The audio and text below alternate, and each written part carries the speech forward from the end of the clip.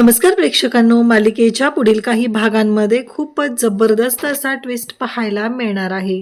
म्हणजेच या कामिनीची कारस्थानं, तिची जी पाप आहे ती भरलेला आहे पापाचा घडा, आणि आता तिला जेलमध्ये जावंच लागणार आहे। कमळी स्वतः कामिनीला जेलमध्ये पाठवणार आहे, कारण अन्नपूर्णा महाजन यांची मोठी नात ही कमळी आता एंट्री घेणार आहे। हे सगळं कशा पद्धतीने होणार आहे ते आपण आपल्याच्या या व्हिडिओमध्ये पाहणार आहोत। कारण आता सरूनेच निर्णय घेतलेला आहे की हे सत्य राजन त्याचबरोबर ऋषी यांच्या समोर आणायचं आणि सगळ्यांना कळू द्यायचं। आणि कारण माझ्या सासूबाईंना वाचवण्यासाठी त्यांची संपत्ती, त्यांचं आत्तापर्यंत त्यांनी कमवलेला नावलौकिक जर वाचवायचा असेल तर हा निर्णय घ्यावा लागणार आहे, असं सरूने ठरवलेलं आहे। हे सगळं कशा पद्धतीने होणार आहे ते आपण आपल्याच्या या व्हिडिओमध्ये पाहणार आहोत। इकडे अन्नपूर्णा आजी बेशुद्ध पडलेली आहे, कारण कामिनीने तशा पद्धतीने त्यांच्याशी वागलेली असते। आणि त्याचवेळी आजोबा म्हणत असतात, काय करू अन्नपूर्णा, कसं वाचवू तुला, मला कळतच नाहीये, असं म्हणत आजोबा विचार करायला लागलेले आहेत, कुणाला बोलवू, कसं बोलवू, कारण आजोबांना बोलताही येत नाहीये। म्हणून आजोबांना खरं तर एवढं टेन्शन आलेलं असतं।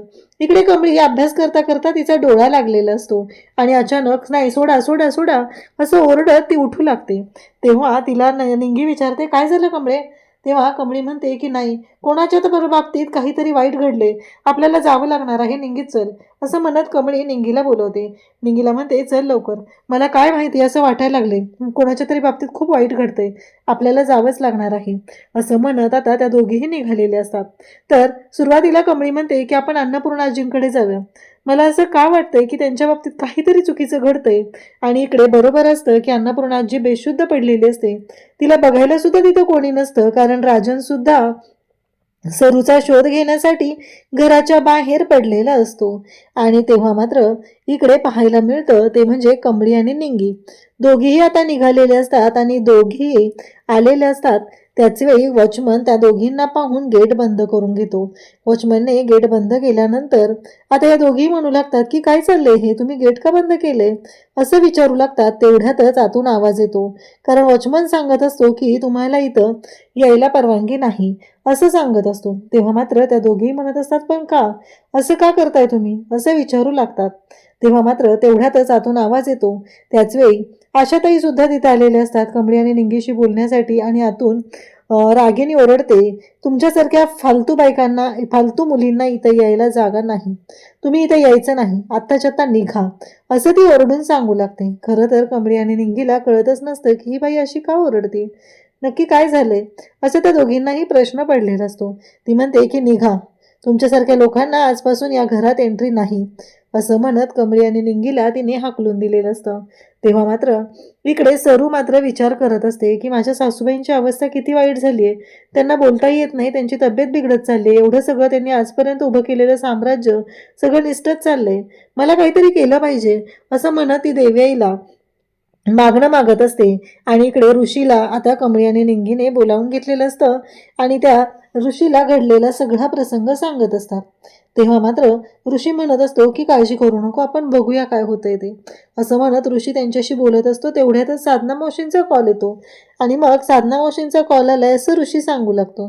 तेव्हा मात्र निंगी आणि त्याचबरोबर कमळी त्यांना तो सांगतो की मला जावं लागेल, मला साधना मावशींचा कॉल आलाय, नक्की त्यांना काहीतरी समजलेलं आहे अन्नपूर्णा आजींच्या मोठ्या नातीबद्दल, तर त्या मला अन्नपूर्णा आजींच्या मोठ्या नातीबद्दल सांगणार आहेत। हे ऐकल्यानंतर त्या म्हणतात की नक्की काय असेल, त्यांनाही प्रश्न पडलेला असतो। म्हणून त्या दोघीही ऋषीला सांगतात की चालेल। मग ऋषी घरी येतो आणि सरूच्या रूममध्ये तो आलेला असतो। तिथं आल्यानंतर सरू त्याच्याशी बोलायला येते। सरूने आता धाडसाने निर्णय घेतलेला असतो, जोपर्यंत अन्नपूर्णा आजी यांची मोठी नात तिथे घरात जात नाही तोपर्यंत हे सगळं थांबणार नाही, हे सुद्धा सरूच्या लक्षात आलेलं असतं। आणि म्हणूनच सरू ऋषीला म्हणत असते की ऋषी सर, मला तुम्हाला काहीतरी सांगायचं आहे। आणि असं म्हणत सरूने अन्नपूर्णाजींची जी नात आहे ती दुसरी तिसरी कोणी नसून कमळी आहे हे ऋषीला सांगितलेलं आहे। आणि कमळीचा फोटो ऋषीला दाखवलेला जातो। ऋषीला प्रश्न पडतो की ही तर कमळी, आणि कमळीचा फोटो यांच्याकडे कसा आला, असं ऋषी त्यांना विचारू लागतो। तेव्हा मात्र त्या म्हणत असतात की मला कसं माहिती नसेल सांगा, मुलगी आहे माझी ती, असं जेव्हा ती ऋषीला सांगते तेव्हा मात्र ऋषीला धक्का बसतो. म्हणजेच ऋषी म्हणतो की तुम्ही राजन सरांची मिसेस गौरी मावशी. तेव्हा ती बोलते की हो, कमळी राजन आणि माझी, आमच्या दोघांची मुलगी आहे. आता तर खूप मोठा धक्का बसलेला असतो. इकडे कामिनी रागिनी यांचं फुल प्लॅनिंग सुरू आहे. 12 वाजल्या की अनिका ह्या सगळ्या प्रॉपर्टीची मालकीण होणार आहे. हे सगळं अनिकाचं होणार आहे असं ठरलेलं असतं. इकडे ऋषीने बंड्याला निरोप पाठवलेला असतो, बंड्याला फोन केलेला असतो आणि ऋषीने सांगितलेलं असतं की आत्ताच्या आत्ता कमळीला घे आणि इकडे ये, कारण कमळीला घेऊन येणं खूप गरजेचं आहे असं ऋषीने सांगितलेलं असतं. बंड्या निंगी कमळीला घेऊन येतात. त्याचबरोबर ऋषीने राजनला फोन केलेला असतो आणि राजनला सांगितलेलं असतं की राजन सर तुम्ही लवकरात लवकर या. राजनलाही त्याने बोलावून घेतलेलं असतं आणि मग मात्र आता सगळ्यात मोठा धमाका होणार असतो. आणि जेव्हा कमळी येते त्याचबरोबर राजन निंगी बंड्या सगळे आलेले आहेत आणि ऋषी त्या सगळ्यांना आता कमळी या सगळ्यांना घेऊन चाललेला आहे तो म्हणजे सरूकडे. सरू त्या रूममध्ये असते, तिथं सरू पाठमोरी उभी असते आणि मग कमळी म्हणत असते की अहो ऋषी सर का बोलवलं तुम्ही. तेव्हा कमळीला पाहून सरूच्या डोळ्यात पाण्याच्या धारा वाहू लागतात आणि त्यानंतर जेव्हा राजन समोर येतो आणि राजनला पाहून तर सरू अक्षरशः वेड्यासारखीच करत असते. तिला कळतच नाहीये की मी कसं सामोरं जाऊ, कारण ज्या गोष्टी घडत असतात त्या खूपच भयानक अशा घडलेल्या असतात. विश्वासच बसत नसतो की हे सगळं काय होतंय, या सगळ्याचा काय अर्थ आहे, याच्यावर विश्वास कसा ठेवायचा हा सुद्धा मोठा प्रश्न उभा राहिलेला असतो. आणि आत्ता मात्र समोर येतं ते म्हणजे मोठं गुपित. इकडे मात्र कामिनीने आता थैमान मांडलेला असतो. कामिनीने सगळा धुडगूस मांडून ठेवलेला आहे. सगळ्यांना त्रास देण्याची एक संधीही ती बाई सोडत नाही. इकडे आता आजोबांच्या मागे लागलेले असते. ढकलगाडी नंबर 1, ढकलगाडी नंबर 2 असं काहीही बोलत असते आणि त्या दोघांना बिचाऱ्यांना त्रास देण्यासाठी एक संधी ती सोडत नाही. त्याचबरोबर इकडे अन्नपूर्णा आजीला तर आता तिने मारायला सुद्धा सुरुवात केलेली असते. अन्नपूर्णा आजीला ती मारत असते आणि त्याचबरोबर अन्नपूर्णा आजीला म्हणत असते की आतापर्यंत तू माझ्यावर खूप अन्याय केलेला आहे, पण तुला कळलंच नाहीये. मी तुला तोडायचा खूप प्रयत्न केला, तुला पाडायचा खूप प्रयत्न केला, पण तू अगं घासळीच नाहीये. तुझा नवरा एवढा ढकलगाडीवर आला तरीही तू मात्र तशीच्या तशीच उभी राहिली, जराही खचली नाहीये. पण आता मात्र माझ्या सहनशक्तीच्या पुढे गेलं, म्हणून तर हे सगळं मी केलेलं आहे. आणि त्याच वेळी इकडे राजन त्याचबरोबर कमळी या दोघांनाही कळलेलं सत्य आहे, ते म्हणजेच सरू जिवंत आहे. राजनला जेव्हा कळतं गौरी, तेव्हा तो म्हणतो की पण ऋषी तुझा आणि यांचा. तेव्हा ऋषी सांगतो की ह्या साधना मावशी या आमच्याकडे काम करतात. आठवते तुम्ही मागच्या वेळेस आला होता ना, तेव्हा बोलला होता की यांनी जे बनवलेलं जेवण आहे ती चव तुम्हाला आवडलेली आहे, ते जेवण यांनीच बनवलं होतं. तेव्हा मात्र राजन गौरी गौरी म्हणत तिच्या जवळ जातो आणि गौरीला मिठी मारतो. त्याचवेळी कमळी तिथं असते आणि कमळी त्या दोघांकडे पाहत राहते, कारण कमळीला धक्का बसलेला असतो. तो म्हणजे कमळीचे बाबा आज तिच्या समोर आलेले असतात.